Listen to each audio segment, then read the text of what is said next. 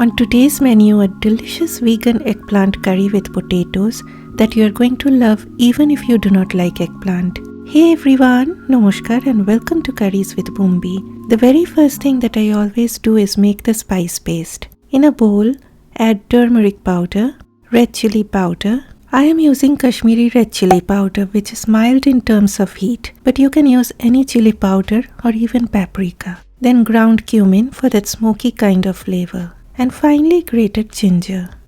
Add 4 tablespoons of water, mix, and your spice paste is all ready.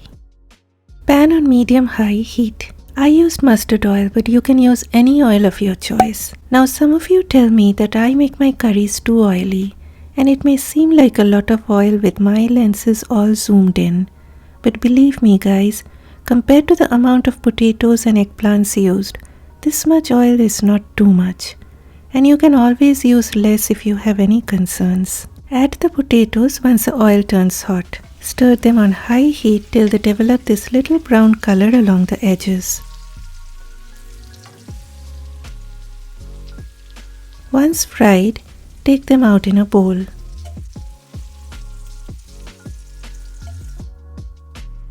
To that same oil, I added whole cumin seeds, that is jeera. Allow the seeds to splutter on medium-low heat or till they become fragrant. I like adding a dried red chilli as it gives a lovely smoky flavor to the curry. Tear it a little bit before releasing in the hot oil so that it doesn't burst. Trust me guys, it's quite scary if they burst on you. Stir the red chilli for a second, then add sliced onions. Add a sprinkle of salt so that the onions soften up faster. And guys, you are going to love hearing this. You do not need to brown up the onions for this recipe. Stir on medium heat till they soften down a bit and become pale in color. At this point, lower the heat and add the spice paste. I rinsed out my spice bowl with about 2 tablespoons of water to get all that goodness till the last drop. Stir on low heat till the mixture looks dry and the oil leaves the sides. As you can now see, the oil is leaving the sides, so this means it is well fried, and you can now add the next ingredients. The tomatoes dive in, followed by finely grated garlic. Add a sprinkle of salt that will help the tomatoes to soften up faster. Cover it on medium heat till the tomatoes turn soft and pulpy. Okay guys, as you can now see, the tomatoes have turned into a pulp. I like to add a sprinkle of sugar at this point to balance the flavors. Sugar is totally optional and you can leave it out if you have any concerns.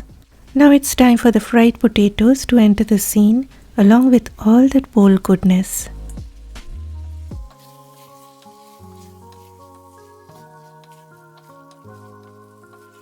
Next, the eggplants jump into the pan.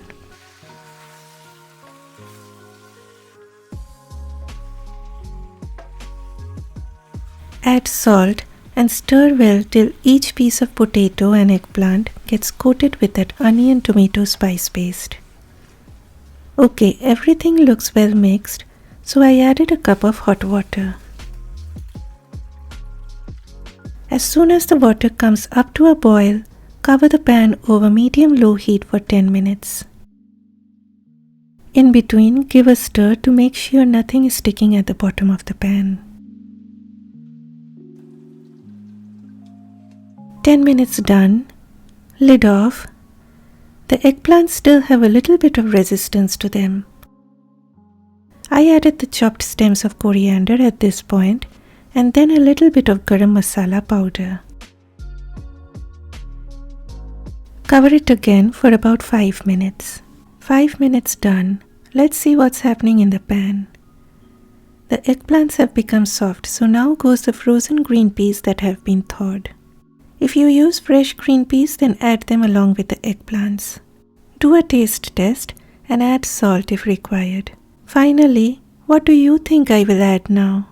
Yes, you guessed it right. Bumbi's favorite coriander leaves, of course. Keep it uncovered on high heat for 2 minutes and then you are done. Please smash that like button if you've enjoyed watching this video, and see you in the next episode. Bye bye.